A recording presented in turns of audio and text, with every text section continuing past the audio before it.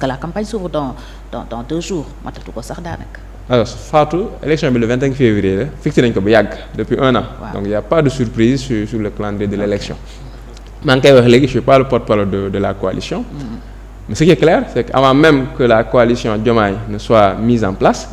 Les différents acteurs ayant xam ne élection yaa ngi ñëw ils ont commencé à travailler. li ma mën a wax rek mooy il y a pas de surprise sur le démarrage de la campagne et les actions à effectuer. Ce qui est clair mooy la coalition fera campagne normalement convenablement pour la victoire. Comme si Bassirou Diomaye était là. Ouais, comme je l'ai toujours dit ça commencé wul ci inégalité boobu ci inégalité bi ñu jëm ci campagne bi maanaam la léegi ça fait presque 2 mois que le candidat du pouvoir mi ngi sillonné réew mi di def campagne mais malheureusement comme ni ñu koy wax mi ngi koy jéem mais amul effet. Parce que voilà c'est un candidat inexistant heureusement pour nous et heureusement pour les destinées du Sénégal. Okay. Mais inégalité ak nguur gi yàgg nañ ci mësuñu def.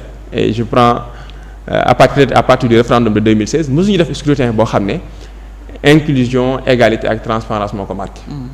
Voilà. Alors ban lecture nga def ci la xew Assemblée nationale ak ni ñu ko defee ba taxawal commission d'enquête parlementaire war a enquêter ci ñaari juge constitutionnel muy Cheikh Ndiaye ak Cheikh Tidiane Coulibaly démb Assemblée mujj na entériner lii nga xam ne PDS bëgg na ko yow laka nga jàngatee processus bi ñu utiliser ba yegsi ci commission d'enquête bi ak la nga ci séntu aussi comme finalité.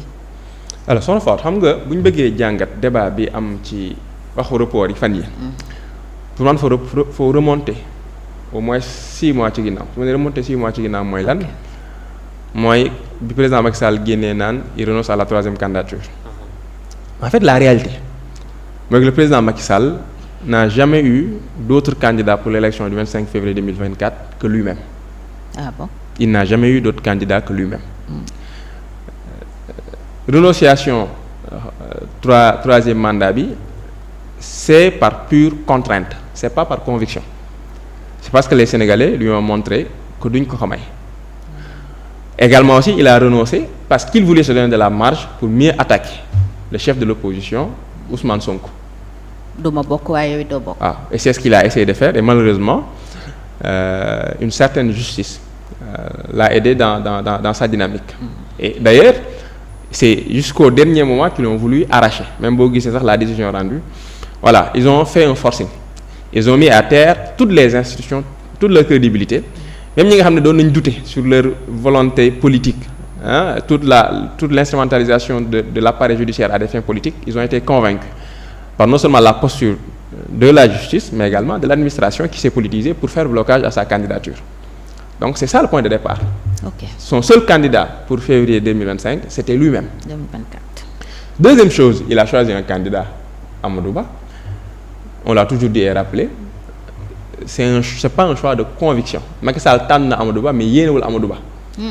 boo gisee sax ci tournée yi ñuy def ñoom ñaar dañuy àndee sax boo rien que leur langage corporel da nga xam ne kii il l'a choisi. Malgré mais du yéeneem gëmu ko. Le résultat mooy que tey jii non seulement.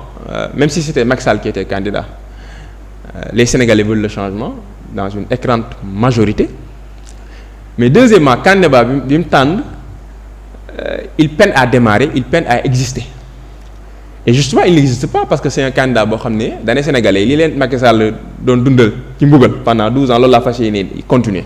lan moo koy wane. Non parce que c'est un candidat de la continuité mosoo koo dégg. Amadou Ba prendre une orientation politique.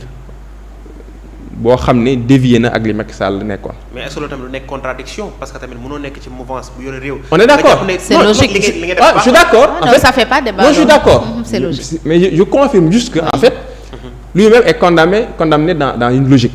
Amadou Ba souffre du passif de Macky Sall. Okay. Il n'a pas le courage de se démarquer il va continuer de souffrir du passif de Macky Sall. Donc aujourd'hui à 25 jours des élections ils sont convaincus qu'ils n'ont aucune chance de gagner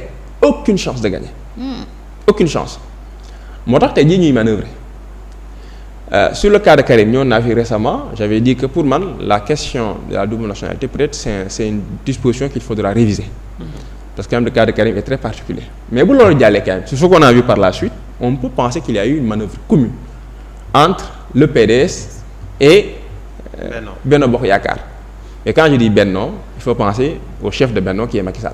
Ah bon? En réalité parce que c'est le seul responsable mooy def di dindi. Ils se sont ligués tey jii pour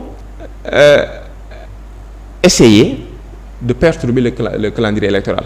On le dit parce que depuis des semaines plusieurs figures ont alerté sur un projet de report justifié parce que ñoom xam nañ ne mënuñoo gagner. Mais on a posé des actes yoo xam ne day ñëw dooleel liñ doon xalaat. Accuser des juges de corruption, c'est un acte qui est grave. Au-delà de ça aussi, même ñun qui portons la coalition de Bassirou Diomaye Faye, on n'est pas totalement satisfait de la décision du Conseil constitutionnel parce que ñun aussi notre candidat à cette élection c'est le président Ousmane Sonko. waaye yéen a ngi bokkoon ci coalition Sonko voilà. Président. C'est parce que dañoo yoreel Sénégalais yoo xam ne foog ñu jox leen ko Sénégalais am yaakaar ci changement mënuñu leen kaa xañ. moo tax ñu jël candidat boo xam ne aussi il porte le même projet. Mais notre candidat c'est Ousmane Sonko. moo tax tey jii ñun dans le fond et je pense que les députés de la dynamique Sonko l'ont dit hier à l'Assemblée, on n'est pas contre la transparence mais sauf que c'est louche. sama benn ancien Omar Cissé dem dafa assemblée nee na moom dafa jaaxle ndax dafa gis tubayam ci taatu noonam noonu la ko waxee bokk libu wax bu am sama moo tax ñëpp tiit parce que injustice yàgg na fi am tuuma yàgg na fi am mais kañ leen gis Assemblée nationale en tout cas les députés de Benno taxaw ci kañ lañ leen gis seen ñu lijjanti tuuma ak dëgg ci réew mi moo tax tey jii bu ñu demee ñoom ak dynamique bi ñu ko defee ànd ci ak waa PDS nan nañ jàpp ne li ñuy wax te ñi ko doon wax nekk ñu sourcé projet boobu lañ nekk mais nag suñu xel dafay dal ñun ndax lan parce que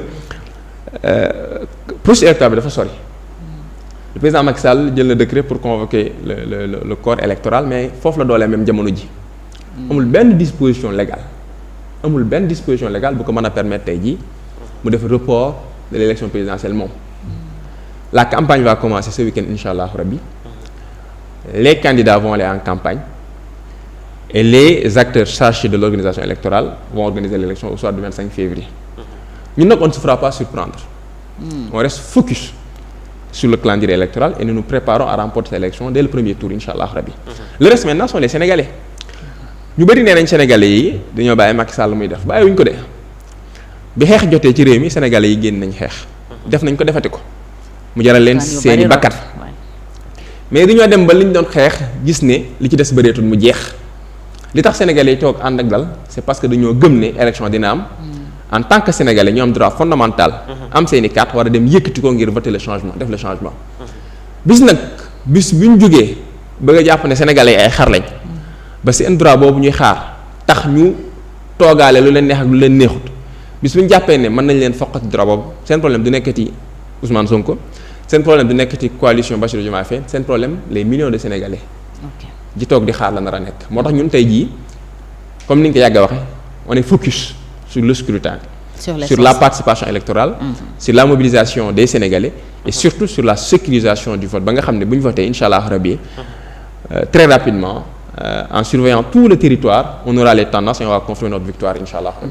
mais tey est-ce que tamit waru leen am benn inquiétude par rapport ak même démb la ngeen gis assemblée nationale parce que su fekkee ne waa PDS ñoom seen mbëbët mooy ñu dàq élection parce que seen député ña jàll ca parloir bi yëpp loolu la ñu wax Karim su bokkul élection du am ñu wax ko ñu gis tamit benn liesse comme ni nga ko waxee sànq boo xam ne dañ ci wékkoog waa Benno Bokk Yaakaar te Benno Bokk Yaakaar comme ni nga ko waxee tey ñoom ñoo téye nguur gi donc report da leen di permettre aussi ñu wéy di téye nguur gi mais tamit yéen ñi nga xam ne tey yéen nekk opposition bi est-ce que du tamit jamono ji warul leen teg jéego yi nga xam ne day def lépp ba lu nduroog report sax dañ koy génne ci xelu Sénégal yi moo xam ndax communication la moo xam ay manifestations pour Sénégalais yi xam ne carrément fi mu toll nii bay wéy na mbuus élection day am àlla kulli xaal ñaar fukki fan ak juróom ci weeru février ndax ñoom dafa mel ni jamono ji commencé nañ dugg ci xelu gaay man sax